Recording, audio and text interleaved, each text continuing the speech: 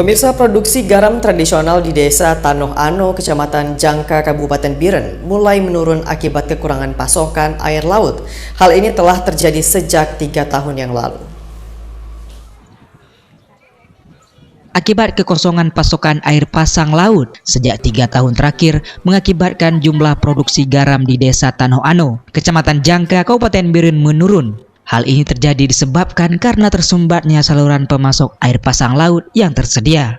Selama 3 tahun ini, para petani garam tradisional terpaksa menggunakan air sumur dengan menggali sumur bor, padahal menggunakan air sumur bor jumlah produksi garam menurun jika dibandingkan dengan menggunakan air pasang laut.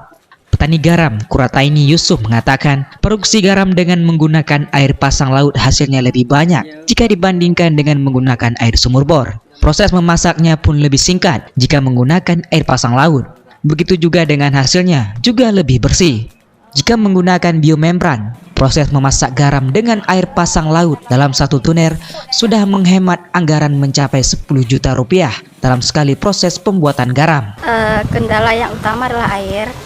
Seharusnya kalau produksi garam itu air laut asli, adanya air laut yang mengalir, atau istilahnya air pasang.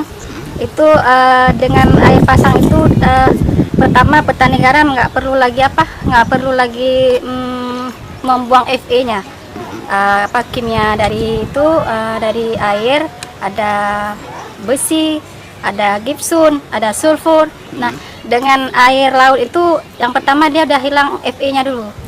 Nah, kalau kita dengan produksi dengan rebusan itu proses hasilnya lebih banyak, garamnya lebih banyak, terus masa dia rebus lebih singkat.